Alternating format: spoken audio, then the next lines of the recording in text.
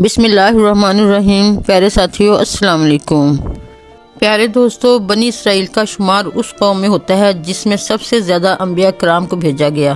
تاہم مختلف حوالوں سے یہ بھی معلوم ہوتا ہے کہ اسی قوم کے افراد نے سب سے زیادہ کام خداوندی کی نافرمانی بھی کی ہے، جس کی وجہ سے اس قوم پر عذاب الہی بھی زیادہ نازل ہوئے ہیں۔ اسی حوالے سے آج ہم آپ کو بنی اسرائیل کا ایک ایسا عبرت ناک واقعہ سنانے جا رہے ہیں جب اللہ تعالیٰ نے ان کی صورتوں کو مسخ کر کے انسان سے بندر بنا دیا تھا۔ یہ واقعہ کس نبی کے دور میں پیش آیا تھا اور وہ کون سی وجوہات تھیں جس کی وجہ سے اللہ تعالیٰ نے ان کو بندر بنا دیا تھا، یہ سب جاننے کے لیے ویڈیو کو آخر تک ضرور دیکھیے گا۔ اور آگے بڑھنے سے پہلے کنفرم کر لیجئے کہ آپ نے ہمارا چینل نالج ہوم سبسکرائب کر رکھا ہے، نہیں کیا تو فوری طور پر کر لیجئے اور بیل آئیکن کلک کر دیجئے تاکہ ہماری ہر نئی ویڈیو کا نوٹیفیکیشن آپ کو بر وقت موصول ہو سکے۔ آئیے اب آپ کو یہ سب کا موزہ واقعہ سناتے ہیں۔ دوستو، مفسرین کے مطابق صورت مسخ ہونے کا یہ واقعہ حضرت داؤد علیہ السلام کے زمانے میں پیش آیا تھا۔ حضرت داؤد علیہ السلام وہ نبی تھے جن کو اللہ تعالیٰ نے نبوت اور رسالت کے ساتھ ساتھ حکومت بھی عطا فرمائی تھی۔ آپ علیہ السلام فن خطابت کے ماہر تھے اور بہت ہی میٹھی آواز کے مالک تھے۔ روایات کے مطابق بہت ہی تھوڑے عرصے میں حضرت داؤد علیہ السلام کی شجاعت، علم و حکمت اور فکر و تدبر سے بنی اسرائیل کا شمار دنیا کی مہذب اقوام میں ہونے لگا تھا۔ بہت سے علاقے بنی اسرائیل کے زیر تسلط آ گئے تھے اور ایک عالیشان سلطنت وجود میں آ گئی تھی۔ دوستو، حضرت داؤد علیہ السلام کی قوم کے 70,000 آدمی سمندر کے کنارے الہ گاؤں میں رہتے تھے۔ یہ لوگ اللہ تعالیٰ کی رحمتوں کی وجہ سے بڑی خوراکی اور خوشحالی کی زندگی بسر کر رہے تھے، لیکن جب ان پر اللہ تعالیٰ کی رحمتیں مسلسل برستی رہیں تو وہ لوگ اللہ تعالیٰ سے غافل ہو گئے اور اپنی دنیا میں مگن ہو گئے، جس کا نتیجہ یہ نکلا کہ بنی اسرائیل نے کھلم کھلا کام خداوندی کی خلاف ورزی شروع کر دی۔ اللہ تعالیٰ نے حضرت داؤد علیہ السلام کی قوم پر ہفتے کے دن مچھلی کے شکار کو حرام قرار فرمایا تھا اور اتوار سے جمعے کے دن تک مچھلیوں کا شکار حلال قرار فرمایا تھا، یعنی ہفتے میں ایک دن مچھلیوں کا شکار نہیں کرنا تھا۔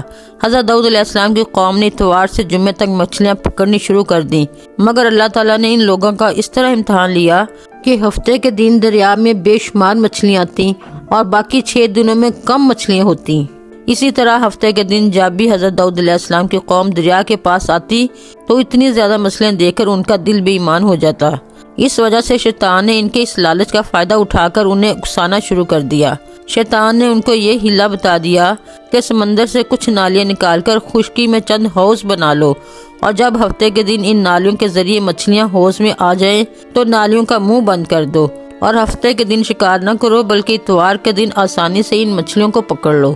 ان لوگوں کو یہ شیطانی ہیلا بازی پسند آ گئی اور انہوں نے ہفتے کے دن مچھلیوں کو قید کر کے اتوار کو پکڑنا شروع کر دیا۔ اسی بستی میں اللہ کے کچھ نیک بندے بھی تھے جنہوں نے ان لوگوں سے کہا کہ تم لوگ جو ہفتے کو مچھلیاں جمع کرتے ہو اور اتوار کو پکڑتے ہو، یہ شکار ہفتے کا ہی ہے جو ہمارے لیے حرام ہے، لیکن ان لوگوں نے ان نیک بندوں کی بات نہیں مانی۔ دوستو، اس موقع پر اس گاؤں میں 3 طرح کے گروہ بن گئے تھے، جن میں پہلے گروہ کے لوگ وہ تھے جو شکار کی اس شیطانی ہلا سے لوگوں کو منع کرتے رہے اور ناراض و بیزار ہو کر شکار سے باز رہے۔ دوسرے گروہ کے لوگ اس کام کو دل میں برا جان کر خاموش رہے، جبکہ دوسروں کو منع نہ کرتے تھے اور منع کرنے والوں کو یہ کہتے تھے کہ تم ایسی قوم کو نصیحت کرتے ہو جن کو اللہ تعالیٰ ہلاک کرنے والا یا سخت سزا دینے والا ہے۔ جبکہ تیسرا گروہ وہ سرکش اور نافرمان لوگ تھے جنہوں نے حکم خداوندی کی اعلانیہ خلاف ورزی کی اور شیطان کی ہلا بازی کو مان کر ہفتہ کو شکار کر لیا اور ان مچھلیوں کو کھایا بھی اور بیچا بھی۔ دوستو، جب ان نافرمانوں نے منع کرنے کے باوجود شکار کر لیا تو منع کرنے والی جماعت نے کہا کہ اب ہم ان معصیت کاروں سے کوئی میل ملاپ نہ رکھیں گے۔ چنانچہ ان لوگوں نے گاؤں کو تقسیم کر کے درمیان میں ایک دیوار بنا ڈالی اور آمد و رفت کا ایک الگ دروازہ بھی بنوا لیا۔ حضرت داؤد علیہ السلام کو جب اس بات کا پتہ چلا تو انہوں نے غضبناک ہو کر شکار کرنے والوں پر لعنت فرما دی۔ اس کا اثر یہ ہوا کہ ایک دن خطا کاروں میں کوئی بھی باہر نہ نکلا تو انہیں دیکھنے کے لیے کچھ لوگ دیوار پر چڑھ گئے اور دیکھا کہ سب کے سب بندروں کی صورت میں مسخ ہو گئے تھے۔ جب لوگ ان مجرموں کا دروازہ کھول کر اندر داخل ہوئے تو وہ بندر اپنے رشتہ داروں کو پہچاننے لگے اور ان کے پاس آ کر ان کے کپڑوں کو سونگھتے اور زاروں کے تار رونے لگے، مگر وہ لوگ ان بندر بن جانے والوں کو نہیں پہچانتے تھے۔ ان بندر بن جانے والوں کی تعداد 12,000 تھی۔ یہ 3 دن تک زندہ رہے اور اس دوران یہ کچھ بھی کھا نہ سکے۔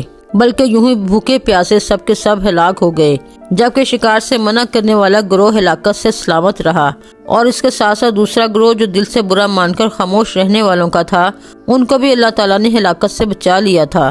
دوستو، یہ واقعات اللہ تعالیٰ نے قرآن پاک میں اس لیے نہیں بیان فرمائے کہ یہ ہمارے لیے قصے کہانیاں ہیں، بلکہ اس لیے بیان فرمائے ہیں کہ ہم ان قوموں کے واقعات سے عبرت حاصل کریں کہ جب کوئی قوم اللہ تعالیٰ کی نافرمانی اور سرکشی کرتی ہے تو ان کے ساتھ اللہ تعالیٰ کیا معاملہ فرماتے ہیں۔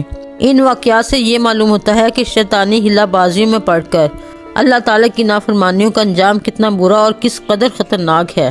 تو خدا کے نبی جن بد نصیبوں پر لعنت فرما دے، وہ کیسے ہولناک عذاب الہی میں گرفتار ہو کر دنیا سے نیست و نابود ہو کر عذاب نار میں گرفتار ہو جاتے ہیں اور دونوں جہاں میں ذلیل و خوار ہو جاتے ہیں۔ دوستو، بنی اسرائیل کے اس دل دہلا دینے واقعے میں مسلمانوں کے لیے بہت بڑی عبرت و نصیحت کا سامان ہے۔ کاش اس واقعے سے مسلمانوں کے دلوں میں خوف خداوندی کی لہر پیدا ہو جائے اور اللہ اور اس کے نبی صلی اللہ علیہ وسلم کی نافرمانیوں کی پگڈنڈیوں سے منہ موڑ کر صراط مستقیم کی شاہراہوں پر چل پڑیں اور دونوں جہانوں کی سربلندیوں سے سرفراز ہو کر اعزاز و اکرام کی سلطنت کے تاجدار بن جائیں۔ دوستو، یہ تھا حضرت داؤد علیہ السلام کی قوم کا واقعہ۔ امید ہے آپ کو آج کی یہ ویڈیو پسند آئی ہوگی۔ اپنا اور اپنے پیاروں کا خیال رکھیے گا اور ان کا بھی خیال رکھیے گا جن کا خیال رکھنے والا کوئی نہیں۔ انشاءاللہ اپنی اگلی ویڈیو میں دوبارہ پھر ملیں گے، تب تک کے لیے اللہ حافظ۔